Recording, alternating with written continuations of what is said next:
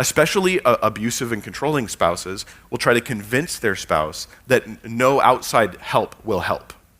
Oh, if you go to them, they're going to do this and this and this, and this is going to happen, and that bad thing, and it's going to be all your fault.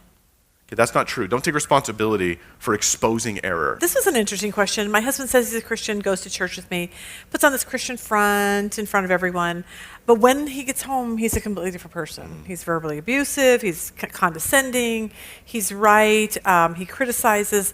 And the problem with this marriage is they have no one to talk to.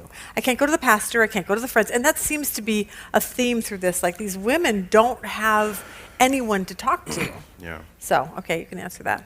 So on the outset, I'm going to trust that this description is totally accurate, and nor would it help me to guess it and inaccuracies there. So that scenario is really tough.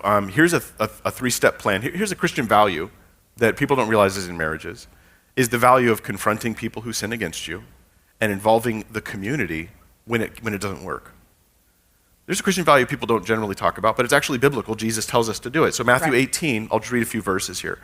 If your brother sins against you, go and tell him his fault between you and him alone. If he listens to you, you've gained your brother. But if he does not listen, take one or two others along with you, that every charge may be established by the evidence of 2 or 3 witnesses. If he refuses to listen to them, tell it to the church. And if he refuses to listen even to the church, let him be to you as a Gentile and tax collector. So step 1, tell your husband. Now, probably this has already happened, but let's just say start with step 1. It may have already happened there. But you tell your husband. And this is not just a sudden dumping of complaints, because if frustration is the trigger that causes you to tell people about the harm they cause you, you'll do it wrong. So you got to do it when you're calm, when you're measured, when you've thought about what's worth saying here. Because if you do the dumping thing, and here in our entire relationship, or all the things you do, and you start using phrases like, you always do that, and it's something they do, like maybe they even do it every day, but do they always do it? You always contradict me, always. So like you wait, you're like, good morning. No, it's not. I always contradict. So once we start exaggerating, they think that your statements aren't believable, so then they don't hear your criticisms. Because you're kind of lying about them, even though you have real criticisms, but you spat them out like magnified so much that they come off sounding like they're not true, and then you guys can't reconcile. So deal with it accurately, of course. So set a stage, find a time and place where you guys can talk, and there are some things that are heavy on my heart that I want to share with you, and here's what I would consider asking, especially if you've already talked about it before, is will you let me talk for a little bit and just hear me out, and then I want to listen to how you respond. You could even try writing a letter. Honey, I wrote this down for you because I wasn't sure I would say it right. Would you mind reading it while I'll just sit here and then I'll listen to what you have to say? When you tell them, like, I'm going to stop it, I'm going to give you the stage, the mic, that gives them more of a willingness, hopefully, to listen and consider those things. Always check yourself first. Galatians 6:1 says, if anyone's caught in a transgression, you who are spiritual should restore him in a spirit of gentleness. Spirit of gentleness, right? Like Sean's like really good like that. You're just like, you just naturally come off like, oh, I'm so gentle, And I like he does. I know, you it's a good quality. did. It's a good quality. It is. I guess not while you're playing basketball, probably. No. So that's a good thing, though, for us to do. And then be open and honest. Make it clear you want healing. So like you could say to your husband, hey, you're my husband and I love you and I want this marriage to get better. I'm committed to it. But right now it's hurting me and I'm going to ask you to make some changes. That's so different than just complaining. So like you're setting a stage of restoration, which is the context of Matthew 18. So go one-on-one. Step 2, and this is probably where this person's actually at now, you bring it to other believers. You say, I can't go to the church. Why not? It'll be embarrassing. He won't like it. He'll get upset. That's okay. That's all right.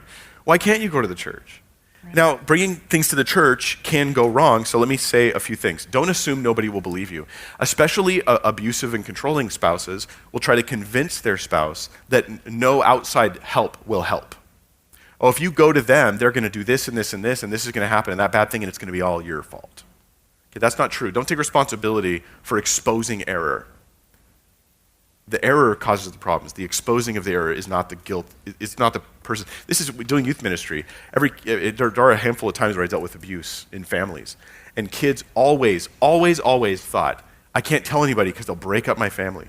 I can't tell anybody because my dad will lose his job. I can't tell anybody because bad things will happen and it'll be my fault. And it was never true. It was never true. So I would say, go ahead. This is part of the reason. But my husband will be horribly embarrassed and horrified. Yes, that's right. That's part of the correction, is that it's being exposed. Like, that's not a bad thing exactly. There's a good time to do that. That's why Jesus says, take 2 or 3 others along with you. So you bring just 2 or 3. Another thing I'd say is, don't just go anywhere in the church or to anyone in the church. Choose wisely, godly and wise counselors, 2 or 3. This brings wisdom. They don't have to be pastors, just wise people in the fellowship. That's it. Why? Because he's ignored you, and this brings weight. Now, you may be exposed too, so be open to that. Hey, I might be corrected too. I'm not going to like it, but I'll listen. So here's some tips on how. Ask them. Go to the people who you think won't listen to you, and you say this: I'm having some significant problems in my marriage, and I want to ask you for help. Are you willing to hear me out? Set the stage that way. Start by explaining first that your husband is different in private than he is in public, because otherwise they'll have a hard time believing what you say about private because they see his public image. So that's the first thing you say. I know you see him as this guy here at church, but he acts very differently at home. And then they go, oh, really? Now they're open. Now it doesn't seem unbelievable. Try to be calm. Because if you're emotional, even if you're rightly emotional, they may think that you're not being real or that you're exaggerating. Oftentimes, women who experience abuse look like a basket case to everybody because they've been experiencing abuse. But then women who are exaggerating their abuse look the same way. And so initially, it's difficult to tell what you're dealing with when you counsel with people. You have to kind of listen and dig and ask for examples. And that's why my last piece of advice is this. When you go to these extra people, bring multiple, very specific examples of times where extreme verbal abuse is happening in the home. I mean, word for word. This was happening, he said this phrase to me. Because if you just use sweeping statements, he's verbally abusive, that doesn't give them something to grab onto to be able to get in your defense, in your corner. Be ready to be confronted with it as well, but multiple specific examples of you not having input, of you getting that sort of thing, that's really helpful too. Step 3, if this doesn't work with 2 or 3, you go to the leadership of the church, assuming it's a healthy church. And if that still won't be dealt with, that's when you can treat that husband like an unbeliever, which means 1 Peter 3. You still love him, you still respect him, you still try to make your part work, but you did the godly thing.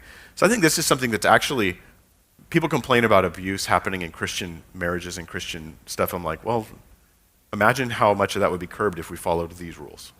They're not comfortable, but neither is being yelled and cussed at by your spouse all the time.